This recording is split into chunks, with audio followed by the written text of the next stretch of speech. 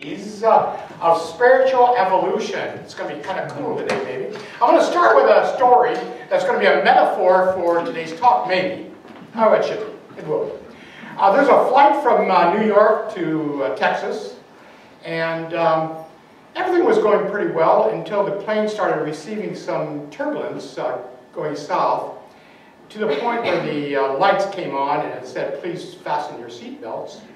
And then it got so heavy that the pilot came on the loudspeaker and said, "I want everybody in their seats, fasten your seatbelts, including the flight attendants. We're going to get into some real heavy turbulence." And so they did. It was really terrible. I don't know if any of you have ever experienced a really heavy turbulence where the plane was tossed about, but that's what was happening. The plane was tossed about, and even the elevation was staggered. And so it was so bad that some of the folks in the audience on the plane started yelling out in fear. Some of them were praying, others had their head down, just staring in fear, except one little girl, an 8-year-old, that was sitting in the front of the plane there, in the front of the seats, in the aisle seat.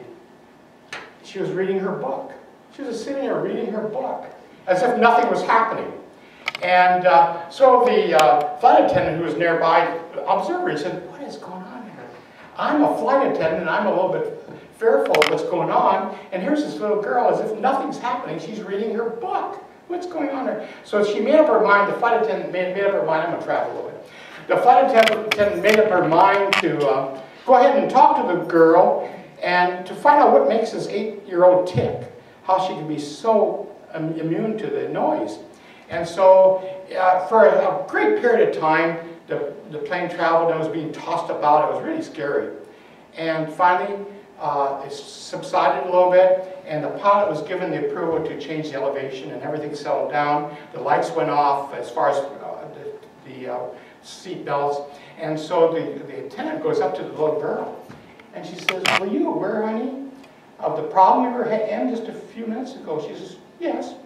She said, "Well, everyone else was frightened. I'm a flight attendant, and I was a little scared." He says, "How come you weren't scared?" She said, "No, it didn't bother me at all." "But why? How is it possible?" And she looked at the flight attendant and she said, "Because my mommy is the pilot." Now, you know where I'm going with this one. So anyway, so today we're into what we call the three ABCs, the ABCs of spiritual evolution, awakening. All of us are on this journey. We're on a journey, and one thing is for certain, there's going to be turbulence, but another thing is certain, we don't even know how long the journey is going to be, do we? We just know that it's occurring, and so there's going to be turbulence.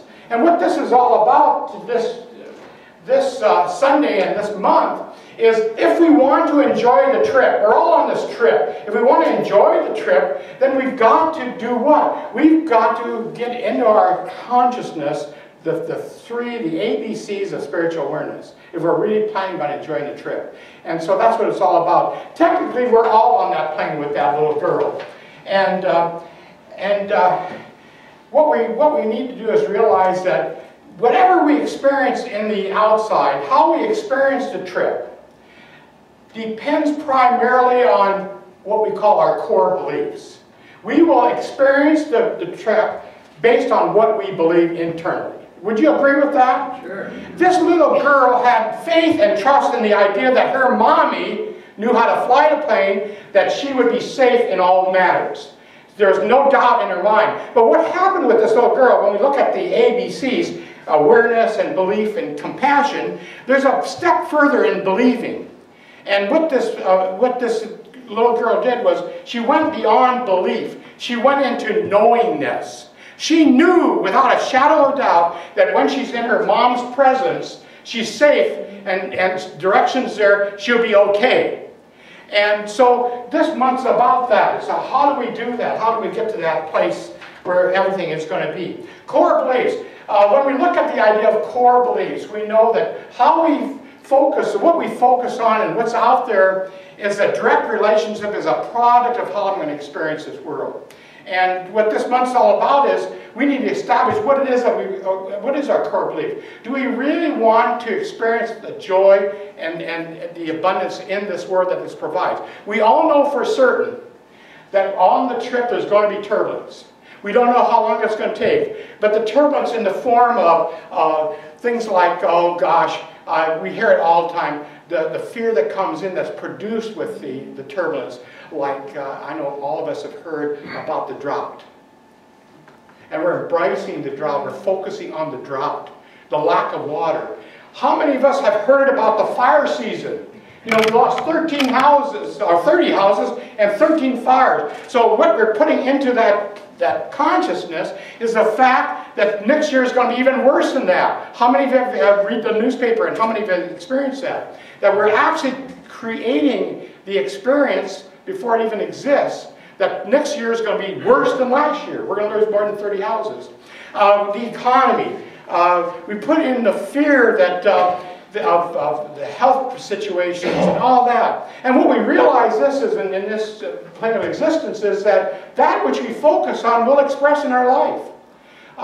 And so what happens is this. We're creating and establishing a core belief, whether we know it or not. When we start focusing on those things that bring fear into our life, we are establishing an inner core belief.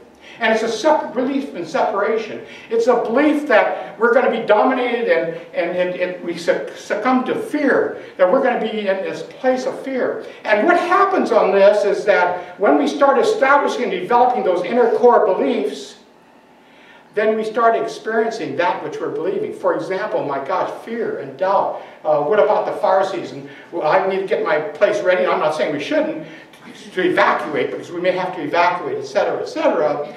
And so we establish, and I thought about this morning because I see so much negative stuff out there in the universe, where these inner core beliefs we become, and we start establishing a distrust in what's going on, a distrust in the economy, a distrust in the government, and a distrust in everything. And then that core belief magnifies, and all of a sudden we succumb to fear and doubt, and that's what's established out there in the universe.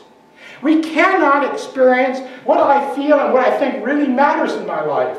And we cannot experience abundance, we can't experience health if we're focusing on the opposite. There's no way we can do that. So what we do, in consciousness, we provide the mechanism for a low conscious of fear and doubt and all that. So one thing that we do learn this month is that what we have in that inner core belief, what exactly it is, will establish how we process what's going on in the universe. It's as simple as that. And we can decide to either identify with the turbulence, and Lord knows we've got plenty of it out there, because we're here to experience the turbulence, are we not? We're not here to have a free ride. We're here to learn and to grow. And once we establish the fact that, hey, I'm an eternal being, and I rise above it, I'm more than my experiences. I'm the creator of my experiences through my inner core beliefs. And therefore, the more that I connect and identify with that, and I don't want to identify with the fear, with the items that create fear in my life. So what this is all about this month, I feel, is develop an inner belief that's based on awareness, and I like to use the word awakening, and belief, of course, and compassion. But I think we need to go further than the belief. We need to establish the knowingness that I know without a shadow of doubt, when I'm confronted by the situation in my life experience, I'm protected and I'm directed. I don't need to go there. I don't need to focus on this. All I need to do is realize that at the core of my being, right here, that I have a knowingness that no, what I'm experiencing is just an experience. And I'm here to experience it. But I'm here to learn from it and to grow from it, but not to be absorbed by it. I don't have to let it take ownership of me. And we learn in this belief system, the positive belief system, we learn that which we focus on does magnify in our life. And so rather than whine our way through this existence, we don't. Here at PLC, our people don't whine their way through life. Oh, poor me, I have this health problem, I lost my job, I've done this and I've done, oh, come on, get a life. The life we're experiencing is right and proper right here and right now. I'm here to experience this stuff and not be absorbed by it, not have them come take control of my life. I'm here to experience it. And then when we get to that consciousness, what are we identifying with? We're not identifying with the stuff. And so we're not creating this inner conflict, this inner negative feeling towards what's going on, this distrust in the universe. It drives me absolutely crazy. In fact, most of us stop reading the newspaper. We don't want to put our head in the sand, but we don't want to put it in the muck either. My friend Tim, pretty awesome. But what we're trying to do is say, hey, how can I make the change? And so what's kind of interesting is, how do I do that? You know, Angela, it sounds pretty cool on Sunday. I get there and it's cool, but when I leave here, all of a sudden this guy hits my car. What am I supposed to do, ignore it? So how do I get to that place? How do I get to that place where I'm connected, where I'm identifying with spirit, where I'm identifying with source energy? Well, there's a gold classic that most of us know about. It has to do with the monk and the student. How many of you remember the monk and the student? Let's go through it. It's kind of cool. The monk and the student. He's near the pond. And the student asks the same question I just. How do we get there? How do I identify with spirit with all the turmoil that's going around in my life? How do I get there? And the student asks that. The monk grabs the kid and puts his head in the water. Remember that? You know, the kid's drowning, you know, and then pulls the guy out. And the student says, well, why did you try to drown me? He said, I was answering your question. He says, when it's a high priority in your life, when you want to change it, when you want to enjoy the trip, when you really want to be that which you are, an eternal being that's not under the domain of what's happening out there, that I realize I'm the creator of all this stuff, and so I take dominion, I empower my life. When you want it like you want that next breath, for your own survival, when you want it that desperately, then you shall have it. Isn't that cool? Let's clap for the monk. He's good. We hear about him a lot. Now, the idea of consciousness, well, awakening, what is it? It's consciousness. It's all consciousness. And the word conscious comes from the Latin and the Greek, con, with, shus, to know. And it's what we know with. That little girl knew that she's always protected. That if she's in the presence of her mom, she's okay, and she doesn't have to succumb to the fear and the doubt and all the stuff that's around her. That it's all okay because I'm in the presence of the divine. That's what consciousness means, to knowing with. Those passengers, what did they know with? They didn't. They succumbed to fear. And I've been on that plane. I'm a pilot myself. I've experienced it. And the thing is that when you're into that, it's hard to concentrate on spirit. It takes a lot. I need this as much as I need that next breath. I need to focus on it. I need to know, not to believe. We believe a lot of stuff. We know that years ago, our beliefs changed. We thought that the world was flat, that the world was static, it didn't spin, that the sun actually went around the world. And then in 1492, we remember this from our school, in 1492 what happened? Columbus sailed the ocean blue. You know, that's good. Thanks, Connie.